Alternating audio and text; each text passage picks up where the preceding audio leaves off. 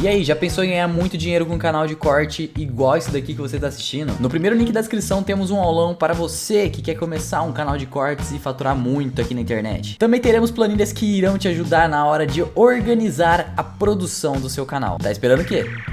E o Charles, nesse momento, né, o que a gente pode dizer, eu já vou até entrar... É um momento complicado, né? Vai ter eleições e eu vejo muitas pessoas comentando. Falam, Luan, eu vou esperar passar a eleição pra poder investir. Luan, eu tô com dinheiro parado, mas eu só vou investir se o Bolsonaro ganhar. Ah, Luan, eu só vou investir se o Lula ganhar. Tem gente que fala isso daí, parece brincadeira, mas tem pessoas que falam isso daí. Na sua opinião, Charles, o que muda com o Bolsonaro ganhando ou o Lula ganhando? A pessoa deve ou não investir? Tá, bom, vamos lá. No Brasil, se você for esperar um momento de tranquilidade, você não vai investir nunca, tá? Ganhando Lula ou Bolsonaro. Então, o primeiro ponto é, não deixe de investir por causa disso. Ah, mas eu tenho aqui 100 mil reais e não quero investir por causa da possível vitória do Lula. Porra, o que o Lula vai fazer com a Amazon? Não vai fazer nada. Porra, não. Então investe na Amazon, não é nenhuma recomendação. O que o Lula vai fazer com o Bitcoin? Não vai fazer nada. Então você pode pensar no Bitcoin. Então o que eu tô querendo falar é o seguinte. Se você acha que um ativo ou uma categoria, uma classe de ativos vão sofrer com as eleições, cara, vai olhar as outras coisas. Porque se você ficar esperando o momento perfeito, você não vai investir nunca. Eu não me recordo do Brasil num momento tranquilo. Eu não me recordo. Cara, eu acompanho a economia... Assim, agora é pra investir, né? Vai de 95 pra cá, eu te garanto que não teve um momento tranquilo. Não teve nenhum ano que falou, agora você pode investir. Nenhum. Mesmo ali durante o período que o Lula cresceu, o início dos anos 2000, commodities pra caralho, tudo bombando, China crescendo. Teve um mensalão ali, cara. A bolsa deu um choque, não foi moleza não. Entendeu? Então, não tem momento tranquilo.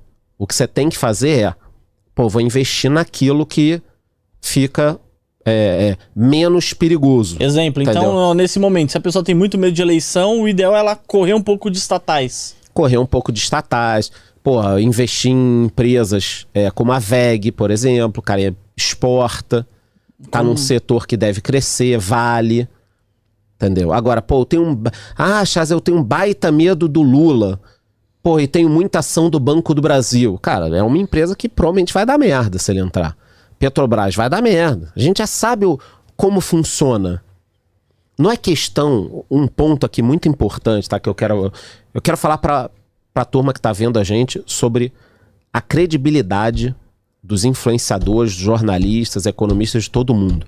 Ela foi muito abalada nos últimos tempos. Eu segui economistas que perderam toda a credibilidade falando mal do Bolsonaro ou falando bem do Lula em momentos que a coisa não estava acontecendo daquela forma. Então, de repente eu liguei a minha TV e tava lá um economista falando: gasolina já caiu 3 vezes, mas isso não é bom para os pobres. Aí eu falo, cara... Como assim? Caiu 3 vezes? O economista odeia tanto o Bolsonaro que ele é capaz de mentir para poder tentar atrapalhar o governo.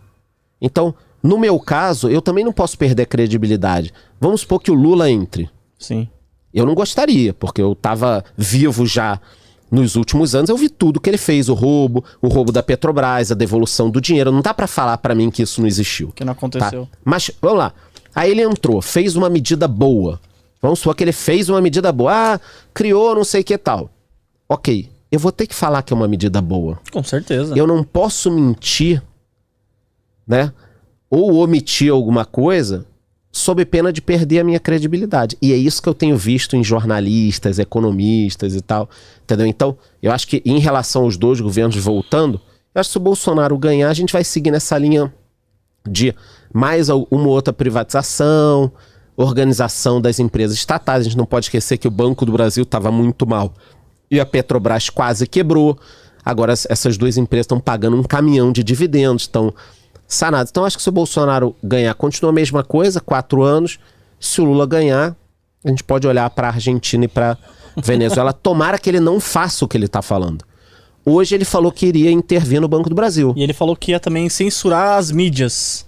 Porque é impossível uma mídia deixar o que as fake news ditas dele. Então eu acho que, eu tô botando aqui que tá ao vivo, que a galera acha que não tá ao vivo. O Paulinho comentou aqui, SR, tá sempre acompanhando a gente aqui, ó, deixa a velocidade 2 está até agora, deixei o vídeo na velocidade 2.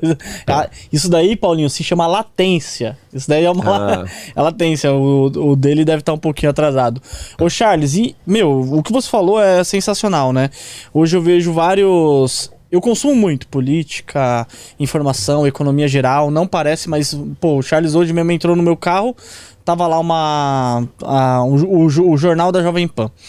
E eu vi lá, eu liguei a televisão, tô acompanhando um jornalista falando lá e tal, da economia, tudo. Ele falou assim, esse momento é muito tenso pra gente, porque a gente vive um risco à democracia, se o Bolsonaro continuar. Você acha que realmente a democracia está em risco? Eu acho. Caso ele continue? Não, eu não acho que é caso ele continue. Eu acho que um país onde pessoas condenadas em todas as instâncias concorrem a uma eleição como se nada tivesse acontecido, um país desse corre risco. Sim, sério, em termos democráticos. Eu espero que o Brasil volte a ser um país onde as leis funcionam, onde você é condenado, julgado, bonitinho, julgado, condenado, tudo certinho. Você não pode concorrer a nenhuma eleição.